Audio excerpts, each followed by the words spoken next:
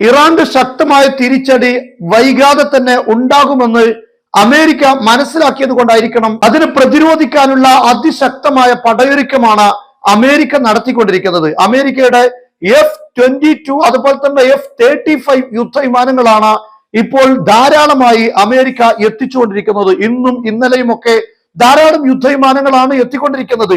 അതിന് പ്രധാനപ്പെട്ട മറ്റൊരു കാരണമുണ്ട്.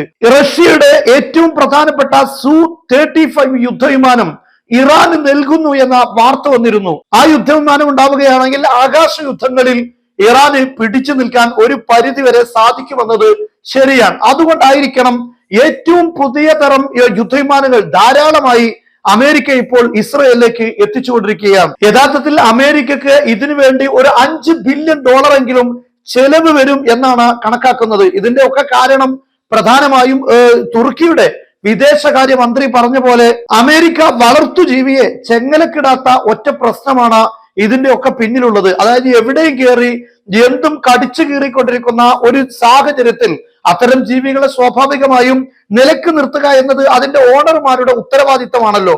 പക്ഷെ ആ ഒരു ഉത്തരവാദിത്തം അമേരിക്ക നിറവേറ്റാത്തത് കൊണ്ടാണ് മിഡിൽ ഈസ്റ്റിൽ ഇപ്പോൾ പ്രശ്നങ്ങൾ ഉണ്ടായിക്കൊണ്ടിരിക്കുന്നത് എന്നാണ് തുർക്കിയുടെ വിദേശകാര്യമന്ത്രി പറഞ്ഞത്. യഥാർത്ഥത്തിൽ അത്തരത്തിലുള്ള ഒരു പ്രശ്നത്തിന്റെ പേരിലാണ് അമേരിക്ക ഇത്രയും വലിയ വില നൽകേണ്ടി വരുന്നത് എന്നത് ഒരു യാഥാർത്ഥ്യമാണ്. അതേസമയം ഇറാന്റെ പ്രതിരോധ സംവിധാനങ്ങൾക്ക് ഇസ്രയേലിന്റെ തിരിച്ചടികളെ എങ്ങനെ പ്രതിരോധിക്കാൻ സാധിക്കുമെന്നത് ഇവിടെ പ്രധാനപ്പെട്ട ചോദ്യമാണ്. ഒന്നാമതായി അമേരിക്കയുടെ F-35 അതുപോലെ തന്നെ F-22 തുടങ്ങിയ യുദ്ധവിമാനങ്ങളെ ഇറാന് ആകാശത്ത് വെച്ച് തടയാൻ സാധിക്കുമോ എന്നതാണ് പ്രധാനപ്പെട്ട ഒരു ചോദ്യം. ഇറാന്റെ പക്കൽ പ്രതിരോധ സംവിധാനങ്ങളുണ്ട്, അവരുടെ പവർ ഉണ്ട്. അതുപോലെ തന്നെ റഷ്യയിൽ നിന്ന് ഇറക്കുമതി ചെയ്തിട്ടുള്ള S-300 പ്രതിരോധ സംവിധാനങ്ങളുണ്ട്. അതുപോലെ മറ്റു സംവിധാനങ്ങളെല്ലാം ഉണ്ട്.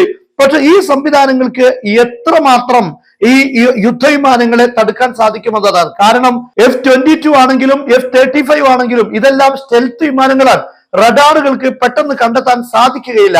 അതേ സമയത്ത് അതിനുള്ള മറ്റൊരു പരിഹാരമാണ് ആകാശ യുദ്ധം. അതിന് ഏറ്റവും കൂടുതൽ പര്യാപ്തമാണ് റഷ്യയുടെ Su-35 എന്നറിയപ്പെടുന്നത്.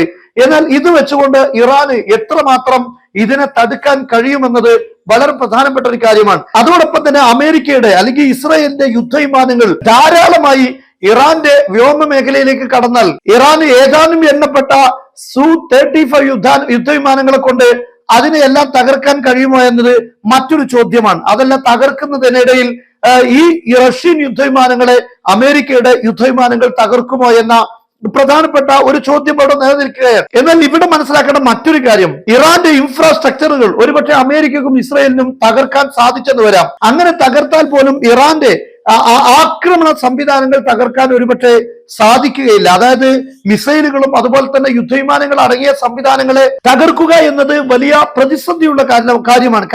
കാരണം അതെല്ലാം ഭൂമിക്കടിയിലാണ് ഉള്ളത് എന്ന് തന്നെയാണ് അതിന്റെ പ്രധാനപ്പെട്ട കാരണം. നമുക്കറിയാം, ഗസയിൽ ഇപ്പോൾ ഏകദേശം 10 മാസത്തിലധികം ഇസ്രായേൽ യുദ്ധം ചെയ്യുന്നു.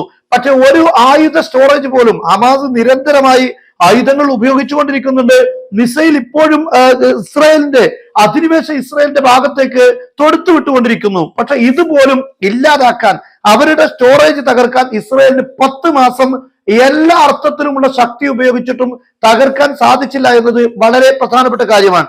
അതേപോലെ തന്നെ ഹൂത്തികളുടെ ആയുധ ശേഖരങ്ങൾ തകർക്കാൻ അമേരിക്കയും ബ്രിട്ടനും ഇസ്രായേലും ശ്രമിച്ചിട്ടും കഴിഞ്ഞിട്ടില്ല. ഇസ്രായേലിന്റെ ആക്രമണം ഹുദൈദയിൽ ഉണ്ടായത് തന്നെ അവിടെയുള്ള ക്രെയിനുകളും മറ്റുമൊക്കെയാണ് തകർത്തിട്ടുള്ളത്. അതേ സമയത്ത് ഹൂത്തികളുടെ ആയുധ ശേഖരം തകർക്കുക എന്നത് സാധ്യമായിട്ടില്ല. കാരണം ഇതെല്ലാം ഭൂമിക്കടിയിലാണ് എന്ന് തന്നെയാണ് ഇതിന്റെ പ്രധാനപ്പെട്ട കാരണം. അതോടൊപ്പം എടുത്തു പറയേണ്ട മറ്റൊരു കാര്യം, ഇറാനെ സംബന്ധിച്ചിടത്തോളം ആണവായുധങ്ങൾ ഇപ്പോൾ നിലവിൽ ഉണ്ട് എന്ന് തന്നെയാണ്. അതായത് ഇസ്രായേലുമായി ഈ ഒരു പ്രശ്നം, അതായത് ഇതുവരെ ഇസ്രായേൽ ആണവ ശക്തിയാണ് എന്നുള്ള ഒരു കാഴ്ചപ്പാടിലായിരുന്നു ഉണ്ടായിരുന്നത് എങ്കിൽ ഇറാനും അതേ ഒരു ലെവൽ നിലനിർത്തി എന്നത് ഇവിടെ എടുത്തു പറയേണ്ട കാര്യമാണ്. ഒന്നാമതായി ഇറാൻ തന്നെ വികസിപ്പിച്ചിട്ടുണ്ട് എന്ന വാർത്ത വരുന്നു.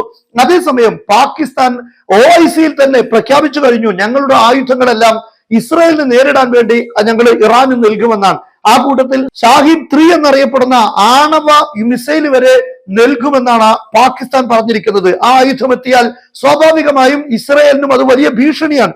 അങ്ങനെയുള്ള മിസൈലുകളൊക്കെ ഒരു പ്രത്യേകമായ ഘട്ടത്തിൽ വരുന്ന സാധ്യത ഉണ്ടെങ്കിൽ പോലും അതിനെയെല്ലാം വഴിയിൽ വെച്ച് തടുത്തു കളയുക എന്ന അമേരിക്കയുടെ ഒരു ലക്ഷ്യവും കൂടെ ആയിരിക്കണം ഒരുപക്ഷെ ഇത്രയും കൂടുതൽ യുദ്ധവിമാനങ്ങൾ അണിനിരത്തിയതിന്റെ പ്രധാനപ്പെട്ട ഒരു കാരണം. അതേസമയം ഞാൻ മനസ്സിലാക്കുന്നത് അമേരിക്ക ഈ ഒരു ഘട്ടത്തിൽ ആദ്യ ഘട്ടങ്ങളിൽ ഒരിക്കലും ഈ യുദ്ധത്തിലേക്ക് ലൈവായി കടന്നു വരാനുള്ള സാധ്യതയില്ല. അതേസമയത്ത് ഇറാനിൽ നിന്നുണ്ടാകുന്ന മിസൈലുകളെല്ലാം പ്രതിരോധിക്കുക എന്നതാണ് ഇപ്പോൾ അമേരിക്ക ഇതിലൂടെയെല്ലാം നിർവഹിക്കാൻ പോകുന്നത്. അതായത് വ്യോമ മേഖലകളിലെല്ലാം യുദ്ധവിമാനങ്ങൾ നിരത്തി, വ്യോമതലങ്ങളിലെല്ലാം യുദ്ധവിമാനങ്ങൾ നിരത്തി ഈ മിസൈലുകളെയും ഡ്രോണുകളെയും ആകാശത്ത് വെച്ച് തകർത്ത് കളയുക എന്നതാണ്. പക്ഷെ ചുരുങ്ങിയ സമയത്തിനുള്ളിൽ കൂടുതൽ ക്വാണ്ടിറ്റി മിസൈലുകളും ഡ്രോണുകളും അയക്കുമ്പോൾ കുറഞ്ഞ യുദ്ധവിമാനങ്ങളെ കൊണ്ട് അത് തകർക്കാൻ കഴിയില്ല. എന്നാൽ ഇത് തകർക്കാൻ ഏറ്റവും പ്രധാനപ്പെട്ടത് F-35ഉം അതുപോലെ തന്നെ F-22മാണ്.